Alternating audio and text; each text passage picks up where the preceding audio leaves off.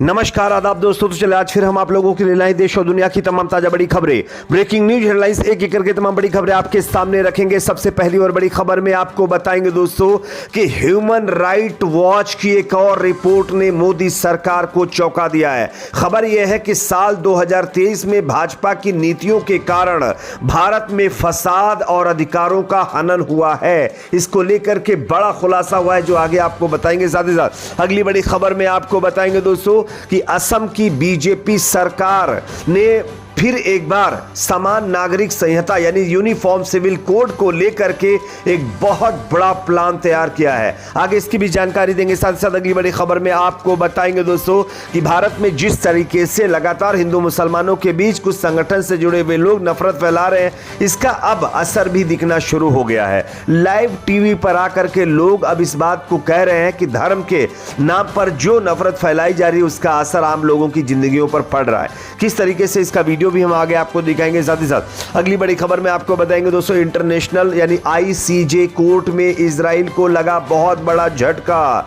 जिस उम्मीद के साथ इजराइल इंटरनेशनल कोर्ट में पहुंचा था उस उम्मीद पर पानी फिर गया है। आगे इसकी भी जानकारी देंगे। साथ ही साथ अगली बड़ी खबर में आपको बताएंगे गाजा से बड़ी खबर आ रही है जहां पर इजराइल ने अपनी एक और हरकतों को अंजाम देना शुरू कर दिया है। आगे इसकी भी जानकारी देंगे। साथ ही साथ अगली बड़ी खबर में आपको बताएंगे दोस्तों इजराइल, अमेरिका और ब्रिटेन, यूके के खिलाफ ओमान का बहुत बड़ा ऐलान। ओमान देश ने अब अपना हवाई क्षेत्र जो है इजरायली अमेरिकी विमानों के उड़ानों से पर जो है प्रतिबंध लगाने के लिए इस पर बड़ा अनाउंसमेंट कर दिया है। आगे इसकी भी जानकारी देंगे। साथ ही साथ अगली बड़ी खबर में आपको बताएंगे दोस्तों कि अमेरिका ने जिस तरीके से ईरान का एक जहाज जो है चोरी किया था उसको अब ईरान ने पकड़ लिया है और पकड़कर अमेरिका से छीन लिया है। आगे इसकी भी जानकारी देंगे। साथ ही साथ अगली बड़ी खबर में आपको बताएंगे दोस्तों कि फ्रांस से बड़ी खबर आ रही है। फ्रांस के जो है मुखिया हैं उन्होंने अब हूतियों के खिलाफ की जाने वाली कार्रवाई से अपने आप को अलग कर लिया है। आगे इसकी भी जानकारी देंगे। उससे पहले एक छोटी सी रिक्वेस्ट आपसे करेंगे दोस्तों, अगर आप भी चाहते हैं इंटरनेशनल कोर्ट से इजराइल को गाजा कृत्यों की सजा मिलनी चाहिए, अगर मेरी इस राय से आप सहमत है तो कमेंट सेक्शन में अपना फीडबैक जरूर दीजिए। इस वीडियो को ज्यादा से ज्यादा लाइक करिए, शेयर करिए, चैनल पर नए तो सब्सक्राइब जरूर कर लीजिए। बात करेंगे पहली और बड़ी खबर की। जैसा कि आप जानते हैं दोस्तों, जब से मोदी सरकार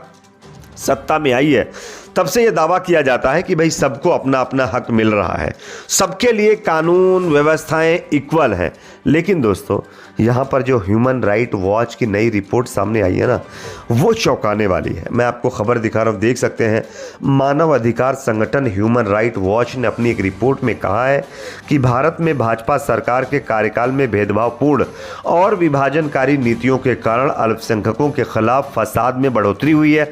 रिपोर्ट में धार्मिक और अन्य अल्पसंख्यकों के खिलाफ भेदभावपूर्ण प्रथाओं को उजागर करते हुए कई घटनाओं को भी सूचीबद्ध किया गया है। अब आप बताइए, मोदी सरकार तो बता रही है कि सबका साथ, सबका विकास, सबका विश्वास, लेकिन दूसरी तरफ ह्यूमन राइट की जो रिपोर्ट सामने आई है ये अपने आप में चौंका देने वाली है। रिपोर्ट में कहा गया है कि मोदी सरकार ने लगातार भेदभावपूर्ण प्रथाओं के माध्यम से अधिकारों का सम्मान करने वाले लोकतंत्र के रूप में अपनी वैश्विक नेतृत्व आकांक्षाओं को कमजोर कर दिया है। ह्यूमन राइट वॉच की एशिया उप निदेशक मीनाक्षी गांगुली ने कहा है कि दुर्व्यवहार के लिए जिम्मेदार लोगों को जिम्मेदार ठहराने की बजाय अधिकारियों ने पीड़ितों को दंडित करना चुना और इन कार्यों पर सवाल उठाने वाले किसी भी व्यक्ति को सताया है। ये अपने आप में दर्शाता है दोस्तों किस तरीके से आज देश में उल्टी गंगा बहाने की कोशिश की जा रही है।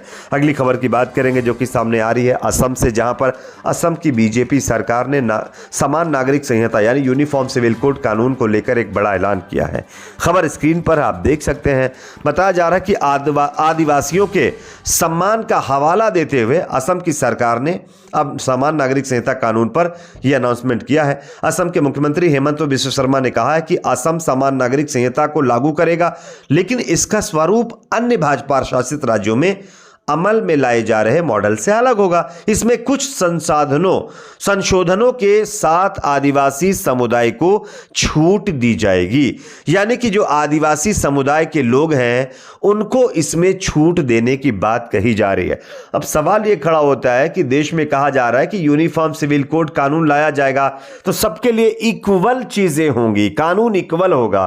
तो जब सबको इक्वल अधिकार देने की बात बीजेपी कर रही है तो असम के अंदर आदिवासियों को इससे अलग क्यों कर रही है? क्योंकि आदिवासियों को क्या अलग से कोई राइट दिलवाएगी? यह अपने आप में एक चौंकाने वाली बात है। यानी कि एक तरीके से फिर इन इक्वालिटी की जो मतलब लगातार चर्चा हो रही थी उस पर ही काम किया जा रहा है, किसी के साथ इक्वल चीजें नहीं हो रही हैं।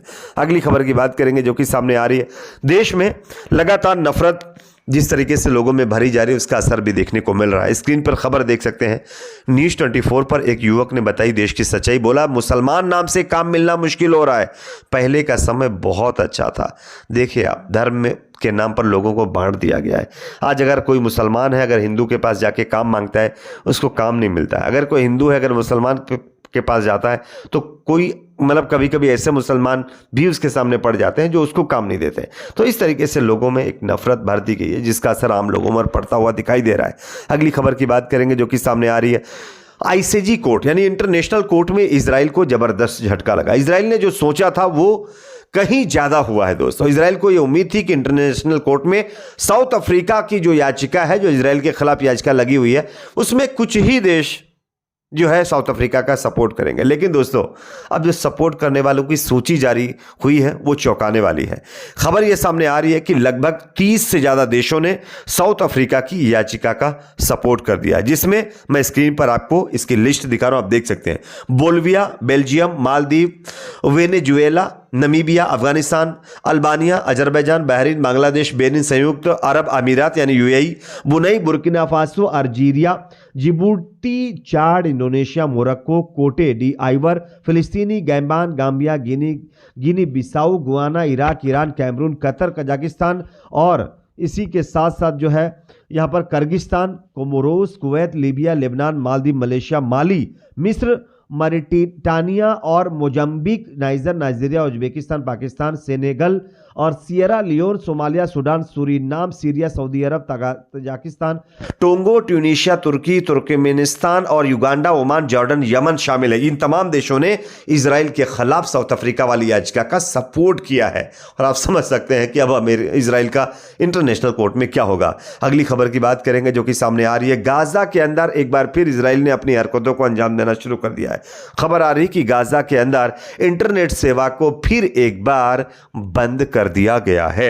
अगली खबर की बात करेंगे जो कि सामने आ रही है दोस्तों। ओमान ने अब इजराइल और अमेरिका के खिलाफ एक बड़ा ऐलान किया है। स्क्रीन पर आप खबर देख सकते हैं। ओमान की सल्तनत यमन पर हमला करने के लिए किसी भी देश के सैन्य विमान को ओमान के हवाई क्षेत्र से उड़ान भरने की अनुमति नहीं देगी। जिस तरीके से हूतियों के ऊपर यमन में कार्रवाई की जा रही थी, जिसको लेकर के ओमान का हवाई क्षेत्र भी इस्तेमाल किया जा रहा था, लेकिन अब ओमान ने यह अनाउंस कर दिया है कि अब ओमान से कोई भी वो प्लेन नहीं गुजरने दिया जाएगा जो हूतियों पर कार्रवाई करने के लिए जाएगा। अगली खबर की बात करेंगे दोस्तों जो कि सामने आ रही है। यहां पर अमेरिका की चोरी पकड़ी गई है।